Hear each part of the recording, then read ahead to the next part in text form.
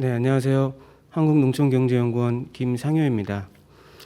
예, 국민의 기본적인 먹거리와 식생활을 보장하는 것은 국가의 가장 기본적인 책무라고 생각합니다. 오늘 저는 그 국가의 기본적인 책무에 대해서 기본적으로 나아가야 될 방향, 과제들을 던져보고자 합니다. 코로나19가 발생해서 국민들의 식생활에는 굉장히 많은 변화가 있었을 것으로 판단이 됩니다.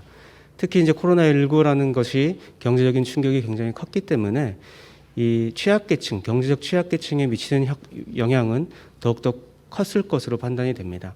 저는 이러한 변화될 상황 가운데에서 정부가 우리 국민의 먹거리와 식생활을 효과적으로 보장하기 위한 여러 가지 방안을 제시하고자 하는데요. 순서는 다음과 같습니다. 이 농식품 소비 환경이 변화가 되고 있고요. 그다음에 수요 측면에서 소비자들의 소비 행태가 또 코로나19로 인해서 변화하는 부분들이 있습니다.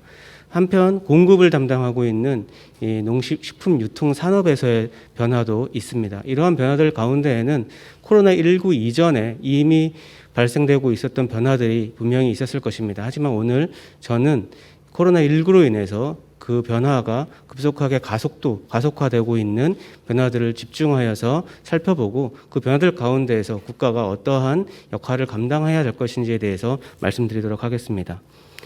네, 이 농식품 소비와 관련해서 가장 중요한 것은 아무래도 소득과 일자리일 것입니다. 코로나19가 발생한 이후에 이 표를 보시면 2월 달 이후로부터 전년 동월 대비 취업자 수가 지난 2년간 계속해서 꾸준히 증가해 왔지만 감소하는 추세로 바뀐 것을 확인하실 수 있습니다.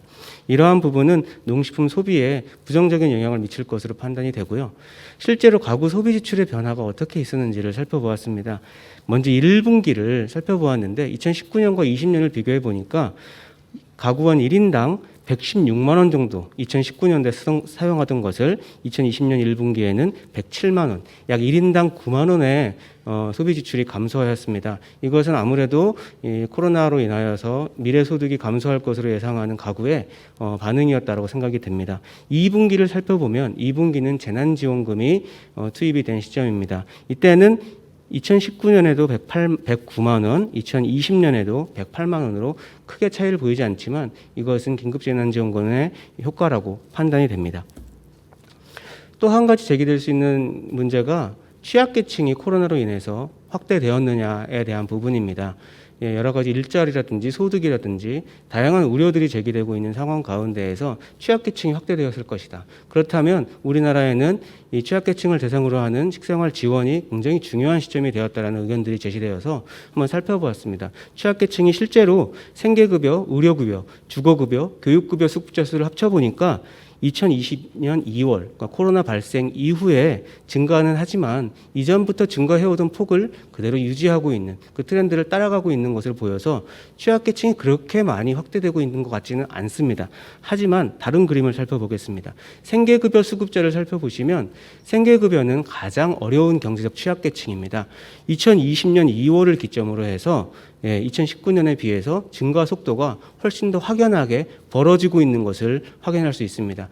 가장 어려운 경제적 취약계층의 비중이 많아지고 있고 확대되고 있다는 것을 보여주는 증거라고 볼 수 있습니다. 다음으로 차상위 계층, 오른쪽에 있는 그림입니다. 차상위 계층 또한 특별한 트렌드가 없었던 것이 사실인데 2020년 2월 코로나 발생 이후로 급격하게 증가하고 있는 것을 확인할 수 있습니다. 네, 여러 가지 증거들을 봤을 때 코로나로 인해서 경제적 취약계층이 확대될 수 있다는 것을 보여줍니다.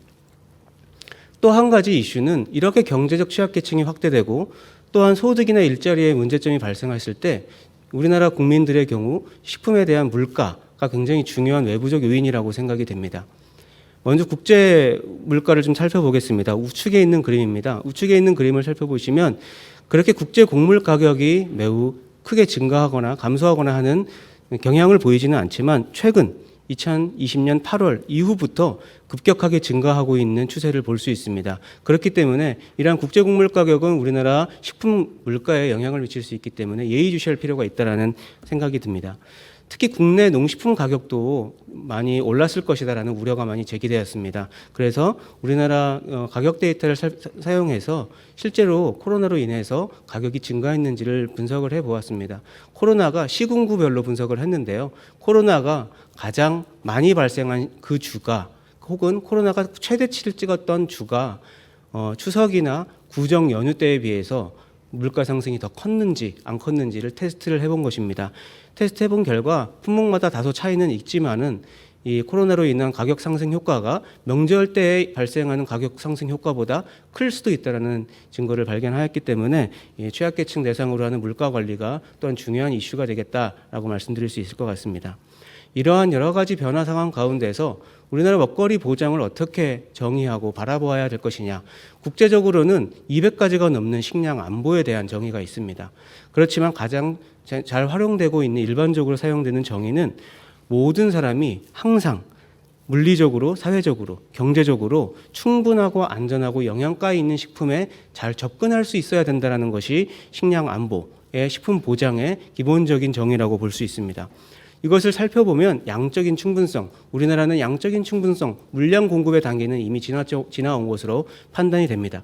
두 번째, 경제, 물리적, 사회적 접근성, 양적으로 아무리 충분하게 공급되고 있다 할지라도 이 지리적으로, 물리적으로 접근이 어렵거나 가격적으로 어렵거나 또는 소득이 부족한 경우에는 접근하기가 굉장히 어려운 부분이 있어서 이러한 부분에 있어서도 문제 해결이 필요합니다. 또한 그 한 단계 더 나아가서 이제는 양적으로도 충분하고 질적으로도 얼마든지 접근할 수 있지만 이것을 어떻게 잘 활용하느냐, 건강, 영양 등과 관련되는 여러 결과들과 관련되는 하나의 요소라고 볼 수 있습니다. 네 번째 요소는 이러한 모든 것들이 안정적으로 공급이 되어야 된다는 것을 의미합니다. 저는 오늘 연구에서 주로 경제, 물리적, 사회적 접근성에 초점을 맞춰서 발표를 할 예정이고요. 그리고 그 중에서도 취약계층에 초점을 맞춰서 먹거리 보장에 대한 이야기를 진행하려고 합니다. 두 번째 챕터입니다. 우리나라 소비 행태가 코로나로 인해서 변화하고 있습니다. 먼저 가구의 식품비 지출 변화를 살펴보면 1분기를 비교해 보겠습니다. 1분기에 외식의 경우에는 15만 5천 원 사용하던 것을 14만 원으로 외식이 많이 줄었습니다. 외식이 줄어든 만큼 가정식에서 신선식품이나 가공식품으로 많이 섭취를 하고 있는 것으로 보입니다. 2분기는 긴급 재난지원금이 투입이 되었고요. 그래서 외식에 대한 지출도 상당히 늘었고 가정식에 대한 지출은 더 크게 늘었습니다. 이 가정식에 대한 지출의 부분을 소득 수준별로 좀 나누어서 분석을 해보았습니다. 먼저 왼쪽에 있는 그림을 살펴보면 기본적으로 파란색 그림은 1분기가 되겠고요. 주황색 그림은 2분기가 되겠습니다. 네, 1분기의 경우에는 소비 지출이 100% 미만으로 보입니다. 네, 100% 미만은 전년 동기 대비 감소했다라는 것을 의미합니다. 소비 지출이 기본적으로 1분기에 전년 동기 대비 감소했고요. 긴급재난지원금이 투입된 2분기에는 소비 지출 전체적으로는 증가한 것으로 보입니다. 하지만 600만 원대와 700만 원대 이상은 크게 증가하지 않았고 큰 변동이 없었습니다. 이것은 600만 원 이상의 소득 가구에 있어서는 긴급재난지원금 효과가 크지 않았을 것이라는 것을 짐작할 수 있는 부분이 되겠고요. 두 번째 오른쪽에 있는 그림은 식료품, 가정식에 대한 지출입니다. 이 경우도 마찬가지로 소득 수준이 증가할수록 증가하는 모습을 일단 보일 수 있고요. 근데 100만 원대 그리고 100만 원 미만에서 가장 낮았습니다. 즉 식품비 지출액이 전년 동기 대비 가장 낮은 상태를 지출하고 있었다. 그런데 2분기에 즉 긴급재난지원금이 투입이 되었을 때 가장 큰 폭으로 증가하는 것을 확인할 수 있고요. 마지막 700만 원대 이상에서는 크게 변화가 없었습니다. 1분기와 2분기에 700만 원대 이상 가구에서는 크게 지출을 바꾸지 않았던 것으로 분석이 되었습니다. 어떠한 식재료를 많이 구입을 했느냐, 식품을 많이 구입했느냐도 변화가 있습니다. 물론 식재료용 식품군 구입이 많이 증가했습니다. 이제까지 감소하고 있던 장류, 조미군, 소재군 이러한 쪽이 2018년 상반기와 19년 상반기에는 감소했지만 2020년 상반기는 증가해서 가정에서의 식품 요리, 조리가 많이 증가했던 것을 확인할 수 있고요. 신선군에서도 크게 증가한 것을 확인할 수 있습니다. 이 그림에서 볼 수 있는 것처럼 가운데 보시면 가정용 식재료가 기본적으로는 감소하는 추세에 있었습니다. 그런데 2020년 상반기는 전년 상반기에 대비해서 증가하는 것으로 확인할 수 있습니다. 또한 건강기능식품, 건강과 면역에 대한 우려가 많이 증가하면서 건강기능식품을 많이 먹게 되었다라는 소비자 응답이 많이 있었습니다. 세 번째로 온라인, 오프라인 간의 변화입니다. 왼쪽에 두 개의 그림을 보시면 기본적으로 오프라인 쇼핑에 대해서는 그 주기를 길게 가져가고 있는 것으로 확인이 됩니다. 즉 더 자주 구입하지 않지만 한 번에 많이 구입하는 형식으로 오프라인의 구입을 오프라인에서의 소비가 이루어지고 있는 것으로 보이고요. 그다음에 온라인 쪽에서 소비가 많이 증가했다라는 응답이 올해 3월 조사와 8월 조사에서도 여전히 발견이 되었습니다. 소매 유통업에서 식품류 매출 온라인 오프라인의 비중 차이를 살펴보니까 대형마트만 살펴본 것입니다. 1월과 2월 가장 코로나가 심했을 때 상황인데 비중 변화를 살펴보면 온라인에서 판매액의 비중이 6.1%포인트 증가한 것을 확인할 수 있어서 온라인 비중이 증가했습니다. 네 번째, 식생활 태도나 인식에 있어서 변화도 발견되고 있습니다. 먼저 가족과 식사 횟수가 많이 증가하고 있고요. 두 번째로 반드시 필요한 농식품에 대해서는 메이드 인 코리아가 반드시 있어야 된다라고 하는 어떤 식량 안보에 대한 중요성 인식도 확대되고 있습니다. 이러한 상황을 봤을 때 식생활 교육이라든지 식량 안보에 대한 교육은 지금이 적기가 아닌가 하는 생각이 듭니다.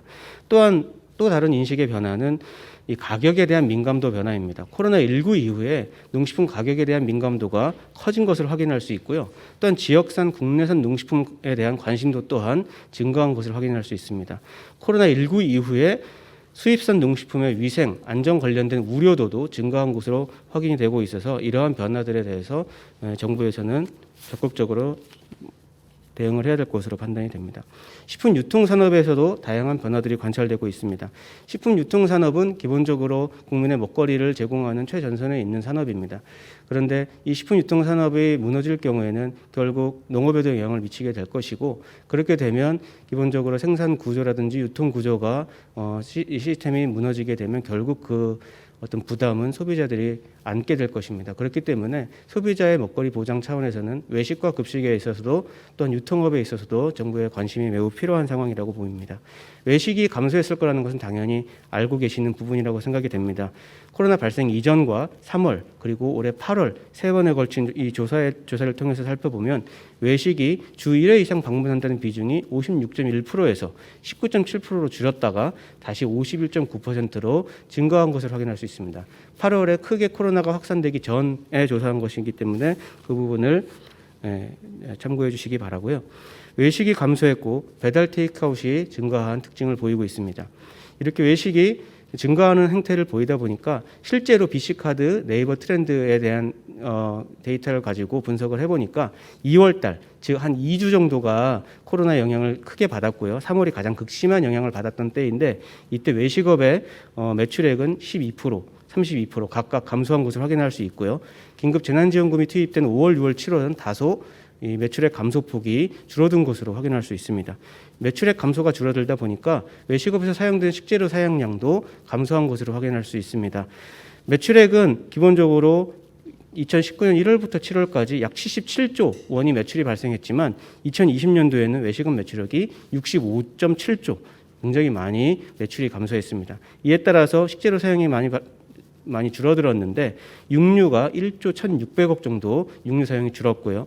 다음으로 가공식품 9,078억, 채소 6,820억 정도 사용이 줄어든 것으로 보입니다.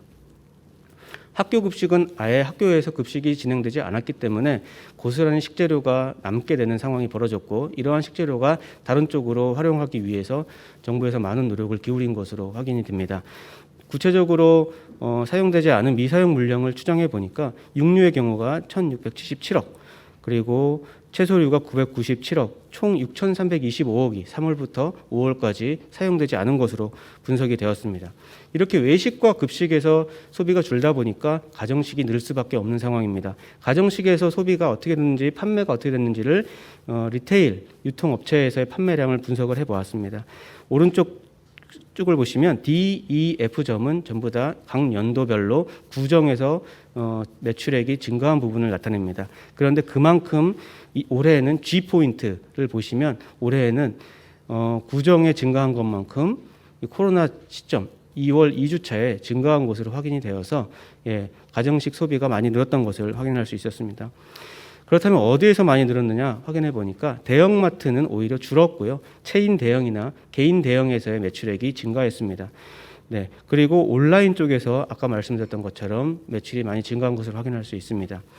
네, 온라인은 인터넷과 모바일에서 판매되는 수량을 합산해서 분석을 해보았습니다. 전체 온라인 쇼핑 시장 규모가 12조 정도였는데 2월 달에 올해 7월에는 13조, 약 1조 정도가 증가를 했고요.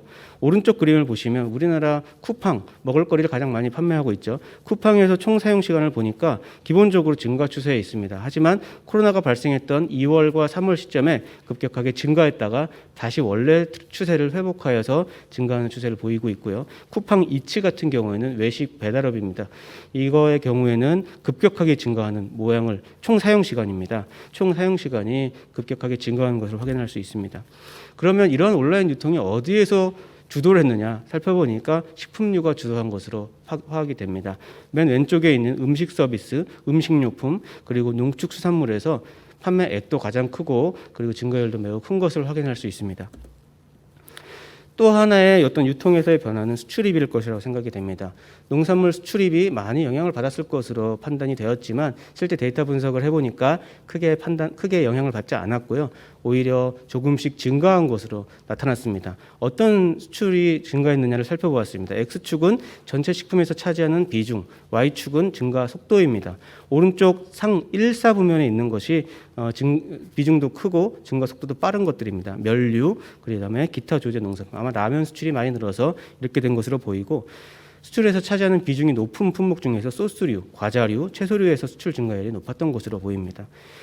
이 수입을 살펴보면 곡류 그리고 식물성 유지가 좀 눈에 띄게 보입니다. 곡류는 수입에서 차지하는 비중이 굉장히 큰데 수입 증가율도 상당히 컸던 것으로 보여서 우리나라 곡물 작업률의 입장에서 이것을 면밀히 뜯어볼 필요가 있겠다는 판단이 들었고요. 식물성 유지, 낙농품에서 수입 증가율도 높았습니다. 아마 이쪽에 대한 수요가 증가하면서 가정식 수요가 증가하면서 수입이 많이 늘어난 것으로 보여서 이러한 수입을 대체할 수 있는 산업들을 육성하는 것, 지원하는 것들이 필요할 것으로 생각이 됩니다. 이러한 변화들을 살펴보았을 때 우리 국민의 먹거리 보장을 위해서 우리 정부가 관심을 가져야 될 몇 가지 과제들을 제안하고자 합니다. 이미 나와 있는 과제들이 상당히 많고요. 오늘 이 시간에서는 저는 이러한 과제들이 정말 중요하다는 것을 한 번 더 짚어보고 강조해 보고자 합니다. 유용성 측면입니다. 먼저 충분하게 제공되고 있느냐. 우리나라는 이미 이 단계는 거쳐왔다고 판단이 되지만 국가 차원에서 우리나라의 식품 공급의 충분성에 대해서는 그래도 여러 가지 어려운 상황이 또 다시 재발할 수가 있고 또 다른 전염병이 올 수 있기 때문에 사전적으로 대응하고 준비할 필요가 있다. 그런데 품목별 자급률, 수급 상황, 에너지 자급률, 그다음에 소비 트렌드, 변화하는 수요 구조 등을 고려해서 중장기 식량 계획을 수립하고 적정 비축 물량을 확보할 필요가 있다. 그리고 수급 불안에 대비해서 민간에서 의무 비축을 도입하는 것을 검토할 필요가 있다는 부분을 말씀드리겠고요. 특히 농업 투입재 조달에 어려움을 겪을 수 있다는 OECD의 어떤 제안도 참고할 필요가 있을 것으로 보입니다. 또한 우리가 확보하는 것 말고 외국에서 수출을 제한하는 경우에 대비할 필요가 있습니다. 품목 단위 사전 점검을 강화하고 수입선을 다변화하는 등 식품 공급 사슬의 어떤 구축을 유연하게 해야 한다라는 제안을 좀 드리고 싶고요. 또한 농림식품 산업 전 분야에서 국내적으로 국외적으로 지속 가능성을 강화할 수 있는 방향으로 생산 체계, 공급 체계가 이루어져야 된다는 제안을 드리고 싶습니다. 지속 가능한 환경 성과 개선을 목표로 농정 방향을 전환할 필요가 있고 친환경적인 산업 생태계 구축, 푸드 로스 앤 웨이스트를 저감하는 노력, 그다음에 농업 노동력에 대한 정책의 어떤 관심, 그리고 전 세계적인 농식품 공급 이 부족 상황이 발생했을 때 충분한 농식품을 생산해서 우리나라가 개발도상국 등 대상 여러 긴급 식량 원조를 선도적으로 할 수 있는 체계도 마련하는 것이 필요할 것으로 판단이 됩니다. 여러 가지 농식품 사재기 방지를 위한 투명한 정보 제공도 필요할 것으로 보이고요. 여기까지가 국가 차원의 노력이었다면 개인적인 차원에서의 정부의 관심이 필요한 부분은 아마도 취약계층에 대한 부분일 것으로 판단이 됩니다. 우리나라 식품 안정성이라고 하는 부분이 기본적으로 시간이 흐르면서 좋아지고 개선되고 있기는 하지만 기본적으로 우측 그림에서 보시면 아시는 것처럼 소득 수준별로 농촌 도농 간의 격차는 굉장히 큰 것으로 보입니다. 도농 간 그리고 소득 수준별에 대한 식품 안정성, 식량 안보에 대한 부분은 정부의 관심이 필요한 이유가 여기에 있습니다. 우리나라가 개인 차원에서의 충분성을 보장하기 위해서 다양한 정책을 추진해 왔습니다. 생계급여라고 하는 현금 지원, 이것은 37.1%를 식품을 사 먹도록 설계된 우리나라 국민 기초생활보장급여입니다. 이것을 포함해서 약 2조 원, 그런데 이 현금 지원인 생계급여를 제외하고는 약 5천억 정도, 4천억 정도가 식품 지원에 사용이 되고 있습니다. 미국이 가장 식품 지원 제도를 활발하게 진행하고 있어서 비교를 한번 해봤습니다. 우리나라는 약 2조 원이고요. 미국은 식품 지원으로 113조를 지원하고 있습니다. 그중에서 아마 이제 경제 규모가 다르기 때문에 이것을 단순히 비교하기가 어렵기 때문에 GDP 1억 원당으로 나눠서 보니까 우리나라는 1억 원당 12만 2천 원, 미국은 54만 원. 여전히 미국에서 굉장히 많은 식품 지원을 취약계층을 대상으로 지원하고 있습니다. 지원 방식은 우리나라는 현금 지원이 80%가 넘고요. 미국은 반대로 현물 지원이 80%가 넘습니다. 우리나라는 보건복지부가 현금 지원이다 보니까 보건복지부가 90% 이상을 담당하고 있고 미국에서는 현물 지원이 많다 보니까 농무부에서 주로 담당하고 있었습니다. 이러한 개인 차원에서의 충분성을 보장하기 위해서 우리나라는 많은 정책들을 도입하고 있습니다. 생계급여를 아까 말씀드렸는데요. 생계급여는 현금으로 식품을 사 먹으라고 주는 현금 지원입니다. 이것이 과연 식품으로 잘 소비가 되고 있는지 분석을 해보니까 오히려 이 생계급여를 받고 있는 쪽에서 식품비 지출은 8,400원이 낮았고요. 다른 쪽으로 많이 지출되고 있는 것을 간접적으로 확인할 수 있었기 때문에 타용도 전용 가능성, 즉 어떤 제도의 설계 당시의 목적과 달리 타용도로 사용될 수 있는 가능성을 확인하였습니다. 그래서 현물 지원이 굉장히 필요하다, 중요하다라는 말씀을 드리고 싶은데 우리나라에서 올해 시범 사업으로 진행되고 있는 농식품 바우처가 대표적인 예라고 볼 수 있습니다. 지금 현물 지원으로 진행되고 있는 이 사업은 9월부터 11월까지 3개월 동안 전국 4개 지자체를 대상으로 한 사람 1인 가구에 4만 원, 4인 가구는 8만 원 이렇게 자동적으로 현물을 살 수 있는 카드를 나눠줘서 슈퍼마켓에 가서 구입할 수 있고 온라인에서도 구입할 수 있도록 지원하고 있습니다. 이 밖에도 농식품부에서는 이제 전 국민을 대상으로 하는 소비 분야 정책을 활발하게 펼치고 있습니다. 대표적으로 과일 간식 지원, 친환경 농산물 꾸러미 지원 사업 등 소비 분야와 관련된 정책들을 많이 펼치고 있어서 국민 먹거리 보장을 위한 어떤 정부의 노력들이 많이 기울여지고 있는 변화가 있는 것으로 판단이 됩니다. 또 하나는 가격 할인 제도도 우리나라에서 도입이 되고 있습니다. 대한민국 농활 갑시다 20% 할인해주는 이 제도도 도입이 됐고요. 또한 긴급 재난지원금도 주로 외식업이나 식품 소비에 많이 사용되는 것으로 보이고 실제로 가게에서는 도움이 많이 됐다는 응답이 굉장히 많이 있었습니다. 그런데 이제 이러한 여러 가격 지원, 현금 지원, 현물 지원 등이 도입이 되고 있는데 이러한 지원 제도들 간에 어떤 것이 가장 효과가 좋았는지에 대한 영향 평가는 엄밀하게 이루어져야 된다고 말씀드리겠고요. 또한 취약계층에 대한 데이터 구축이 관계부처 간 협력을 통해서 필요하다고 생각이 됩니다. 기본적인 취약계층을 대상으로 하는 지원의 방향은 먼저 국민의 현재와 미래 건강 식생활 지원을 위한 필요한 농식품과 영양 섭취를 보장하는 방향으로 가야 될 것이고요. 두 번째는 지속가능성 관점에서 국내 농업과 연계를 강화할 필요가 있다. 세 번째는 식생활 교육과 연계할 필요가 있겠고요. 다양한 식품 지원 전달 방식을 다양화하고 구체화해서 제공할 필요가 있다고 말씀드리겠습니다. 네 번째로 사업의 효율적인 운영을 위해 주기적인 평가, 모니터링을 그리고 수혜자 교육을 병행해서 추진할 필요가 있겠습니다. 세 번째는 접근성에 대한 부분입니다. 지금까지 방금 말씀드렸던 식품 지원 제도들이 어떻게 보면 경제적 접근성에 해당할 수도 있고 개인 차원의 충분성에 해당할 수도 있습니다. 저는 오늘 발표에서 개인 차원의 충분성에 집어넣었고요. 접근성에 대한 부분은 굉장히 질적인 부분이라고 판단이 됩니다.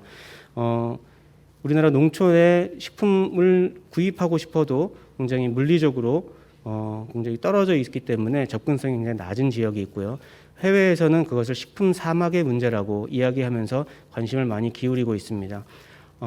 아무리 내가 소득을 가지고 있고 가격이 아무리 안정화돼 있다 할지라도 그 식품에 접근할 수 있는 접근성이 떨어져서 식품의 어떤 구입의 주기가 최적화되지 못하고 구입의 양도 최적화되지 못하면 상에서 버리는 농식품이 발생할 수 있고 때로는 못 먹는 상황이 벌어질 수도 있기 때문에 접근성에 대한 부분은 굉장히 중요한 국민 식생활 보장의 중요한 요소라고 판단이 됩니다. 지적인 접근성 문제를 해결하기 위해서 배달, 그리고 온라인 취약계층을 위해서는 또 전화 주문이라든지 어떤 여러 가지 디지털 취약계층에 대한 배려가 필요할 것으로 보입니다. 찾아가는 식료품 마차, 이동식 판매 서비스, 커뮤니티 버스 등의 운송선을 제공할 필요가 있겠고요. 공공급식이나 로컬푸드 활성화와 연계해서 지역사회가 중심이 된 커뮤니티 케어를 추진할 필요가 있겠고, 또한 이것을 추진함에 있어서 사회적 기업과 연계하는 것도 바람직할 것으로 판단이 됩니다. 취약계층의 경우에는 특히 물리적으로도 접근성 문제가 있지만 디지털 접근성의 문제도 굉장히 큰 것으로 보입니다. 취약계층 대부분이 고령자들이 많고요. 혼자 사시는 고령자들이 많기 때문에 온라인이 아무리 갖추어져 있고 스마트폰 보급률이 높다 할지라도 이분들의 이제 취약계층이 굉장히 많기 때문에 굉장히 소외되어 있는 경우가 굉장히 많이 있습니다. 이러한 부분에 대한 정책적인 관심도 필요할 것으로 판단이 되고요.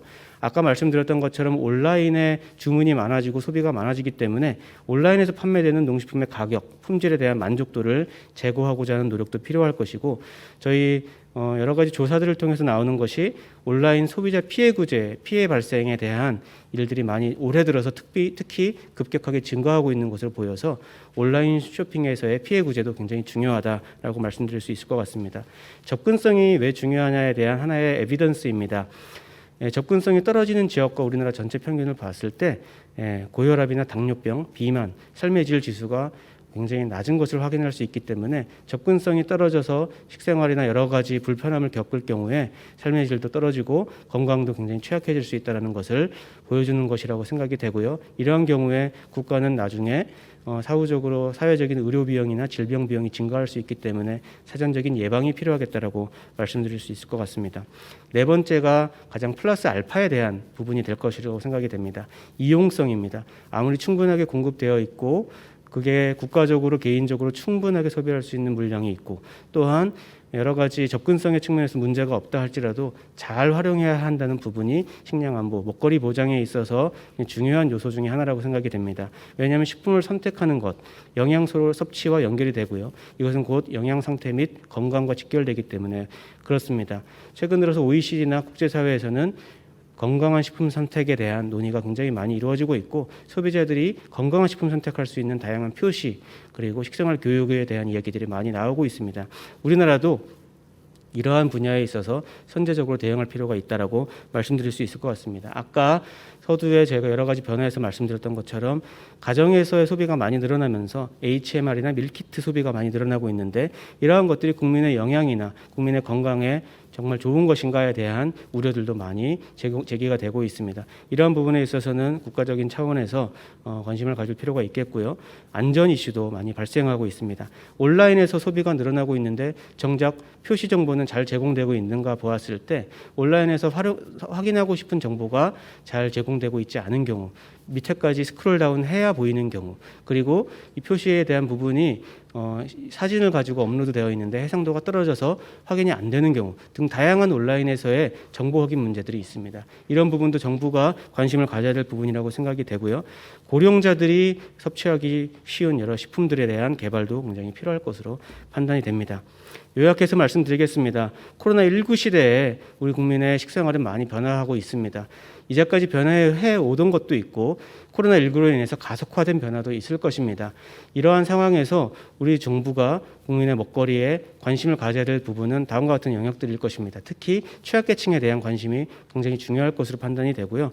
국가 차원의 식량 안보와 확보, 대응 태세를 강화하고 긴급 식량 원조 분야를 선도하는 것, 취약계층의 대상으로 식품 지원을 확대하고 농식품 접근성 취약 지역에 대한 지원을 강화하는 부분, 표시 인증 정보 제공, 먹거리 안전관리 체계 정비, 다양한 정책들이 있습니다. 이러한 정책들은 이제까지는 농식품 소비 분야의 정책으로 인식되어져 왔고요. 이제까지는 많이 정부의 관심도 있었지만 우선순위에선 떨어져 있던 분야들도 굉장히 많습니다. 이제 코로나19로 인해서 소비의 영역에 굉장히 많은 영향을 받고 있고 특히 취약계층의 영향을 큰 것으로 파악이 되고 있습니다. 이런 상황에서 농식품 소비 분야, 전 국민을 대상으로 하는 농식품 소비 분야 정책에 대해서 많은 정책 담당자들의 관심이 필요할 것으로 생각이 됩니다. 앞서 말씀드렸던 것처럼 국민의 먹거리를 보장하는 기본적인 식생활을 보장하는 것은 국가의 기본적인 책무라고 생각합니다. 많은 정책 담당자들의 관심이 필요할 것으로 생각됩니다. 이것으로 발표를 마치도록 하겠습니다. 감사합니다. 네, 여러분 반갑습니다. 혁신과 미래를 얘기하는 자리에 토론자로 참여할 수 있게 해주셔서 감사하고요. 정말 이 주제를 생각할 때마다 늘 흥분되고 많은 기대를 가지고 생각하게 되는데, 오늘 특별히 또 김상효 박사님께서 좋은 연구 결과를 발표하셨는데 그거에 대해서 토론할 수 있는 기회가 돼서 정말 즐겁게 생각하고 참여합니다. 제 생각을 같이 여러분과 나누면서 우리 지속 가능한 어떤 농식품의 소비라든지 생산에 대해서 같이 생각했으면 좋겠다는 생각을 합니다. 이 앞에 보시는 이 그림은 크레이가 있는 나주에서 우리가 한번 볼 수 있는 어떤 한식 밥상 정도 되는데, 오늘 토론을 준비하면서 우리 딸과 아들의 세대가 과연 이런 음식을 보고 즐거워할 수 있을지, 우리 사회가 이것을 그들에게도 제공할 수 있을지 하는 생각을 하면서 한번 토론을 시작해 보도록 하겠습니다.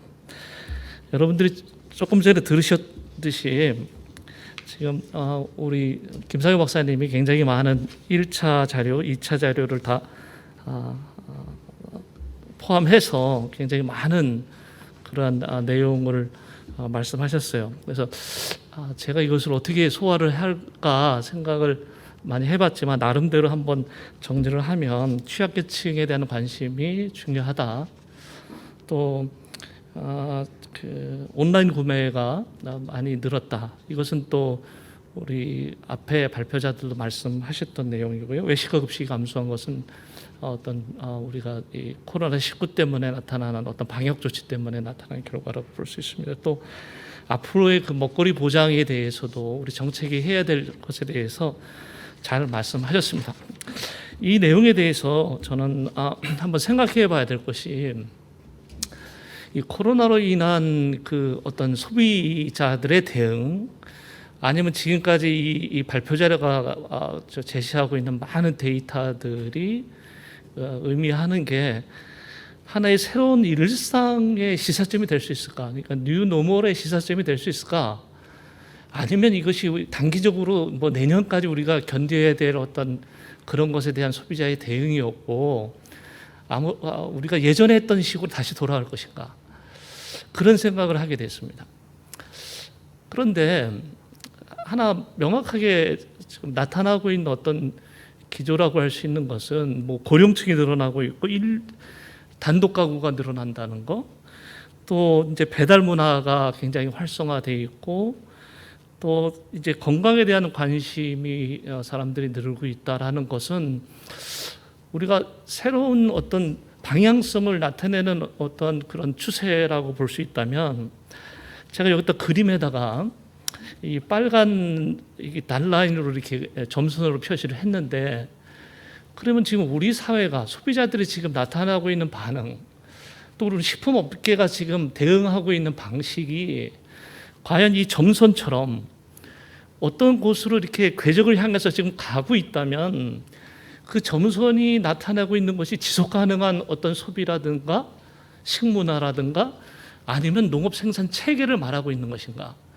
아니면 지금 우리가 향하고 있는 이 궤적이 그런 모습과 좀 떨어져 있는, 예를 들면 어떤 사회적인 가치를 우리가 반영해서 또 윤리적인 가치를 반영해서 지속 가능성이라는 그런 화두를 였다가 덧붙여서 봤을 때 이것이 정말 사회적으로 수용할 수 있고, 우리 농업인들이 이것을 받아들일 수 있고, 또 정책 입안자들이 과연 이것이 추구하는 정책 목표의 어떤 지향점이 될 수 있을까, 이런 고민을 할 때 만약에 그렇지 않다면 우리 정책 입안자들이나 우리 농업인 생산자들이, 그러면 소비자들이 그러한 것을 할 수 있도록, 이런 지향점에 도달할 수 있도록 서로 협력하고 지원하고 격려하고, 필요하면 그러한 농식품 시스템을 만들 수 있도록 만드는 방법이 무엇일까, 그것을 고민하면서 소비 측면에서 우리가 할 수 있는 것, 그다음에 생산 측면에서 할 수 있는 것을 각각 하나씩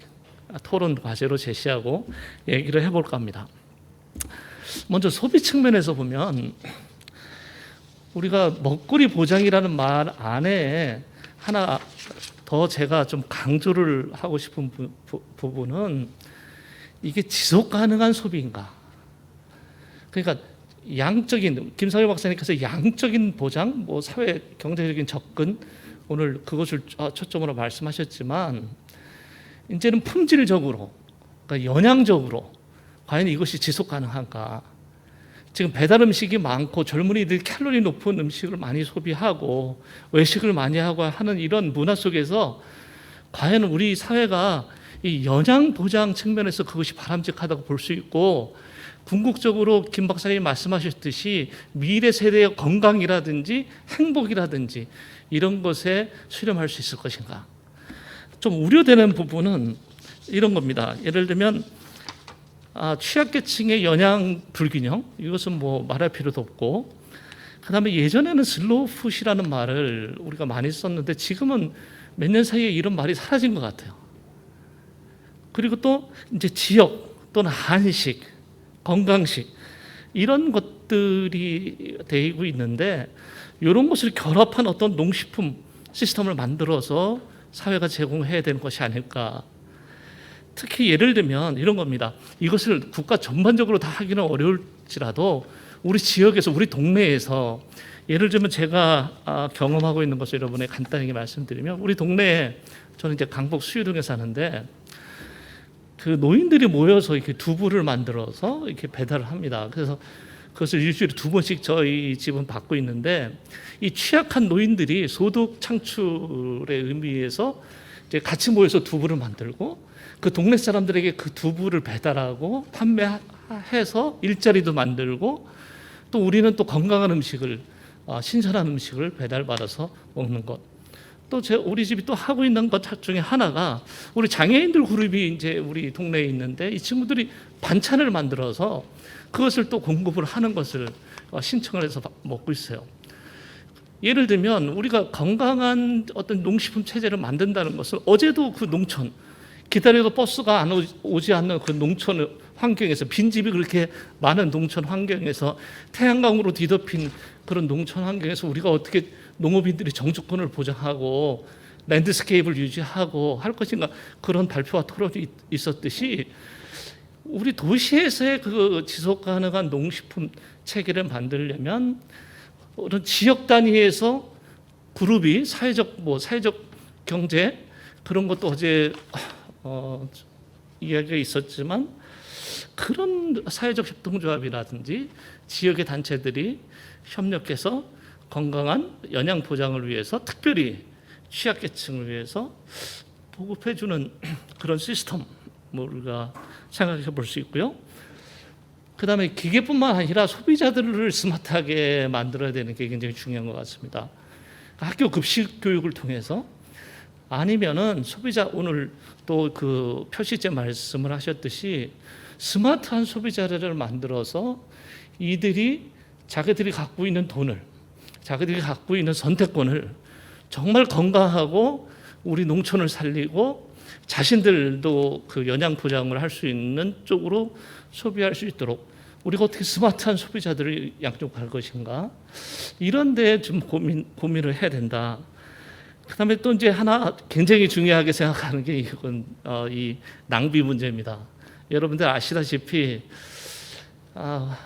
우리 식재료의 한 20%에서 30%가 그 폐기된다고 하는데, 여기에 대해서 이제 전문가들이 여러 대안을 낸 것을 이제 검토를 해봤거든요. 근데 이것을 이제 법제화시켜서 낭비가 없이 그렇게 하자, 뭐 과제 포장을 규제하자는데, 이것은 기술적 측면에서도 이게 이제 썩을 수 있는 포장재를 활용한다든지 하는 문제, 이 낭비 문제는 영양 안보나 식량 안보를 얘기할 때 우리가 얘기했으면 좋겠습니다. 이것은 정말 부끄러운 일이고, 이게 정말 지속하지 가능한 소비인데, 우리 다음 세대에 부끄러워서 과연 우리 세대가 이렇게 풍요롭게 누리고 버린 것을 다음 세대한테 우리가 뭐라고 얘기할 수 있을지, 이것은 정말 정책적으로 우리가 접근해야 된다고 생각하고요. 두 번째 주제 토론은 생산 측면에서 우리가 어떻게 먹거리 보장에 접근할 것인가. 제 어떤 개인적인 생각이 강하지만, 우리 농지가 있는데 농지를 우리가 귀하게 생각 안 하고, 또 농지의 활용도나 생산성을 너무 낮게 가져가는 농업 생산 체계를 유지하고 있는 것이 아닌가. 이모작이 대부분 없어졌고, 그 다음에 맹류나 사료 작물은 대부분 수입에 이제 90% 이상 의존하고 있고, 또 지금 어제도 발표자가 얘기한 게 있지만 한 16,000헥타르로 한 2만 헥타르 가까운 농지가 전용이 돼서 농업용으로 사용하지 못하는 이런 현실. 식량 자급률이 21%라고 막 우리가 얘기를 하면서도 실제로 우리가 갖고 있는 자원을 제대로 생산 있게 사용하지 못하는 이 모순. 그래서 이걸 맹류나 사료작물을 재배할 수 있도록 R&D를 해야 되겠죠. 어제도 말이 나왔지만 국내에서 생산하는 귀리의 품질이 좀 떨어져 가지고 축산농가가 잘 쓰지 않으려고 하는 경향. 그래서 그런 것들을 우리가 오늘 개발하는 사람, 과학자들과 또는 농업인들과 어떻게 협력해서 우리가 순환농업, 어제도 이 말이 굉장히 많이 나왔지만 순환농업 체계를 해서 유기농도 우리가 할 수 있도록 하는 그런 기반을 만들고 할 것이 좀 필요하다. 특별히 제가 관심을 갖고 있는 게 사만금 같이 지금 간척지 농지에서는 대규모 영농을 할 수 있습니다. 제가 그 자리도 가봤는데 외국산이랑 경쟁할 수 있는 생산비, 경쟁할 수 있는 규모의 그것이 가능한데 약 3만 헥타르 정도를 우리가 쓸 수 있다고 합니다.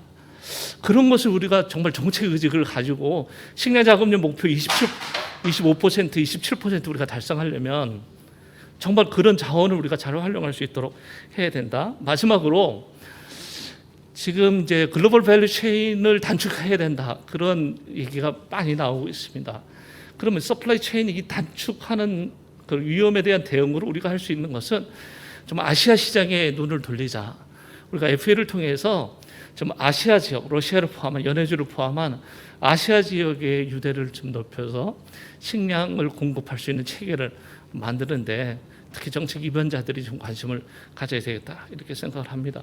자, 토론을 마치겠습니다. 농업 농촌에 대한민국의 미래가 있습니다. 한국농촌경제연구원도 더 나은 농업 농촌을 만들어가는데 동행합니다. 농업인, 나아가 국민과 함께 지속 가능한 농업 농촌을 구현하는 국책연구기관 한국농촌경제연구원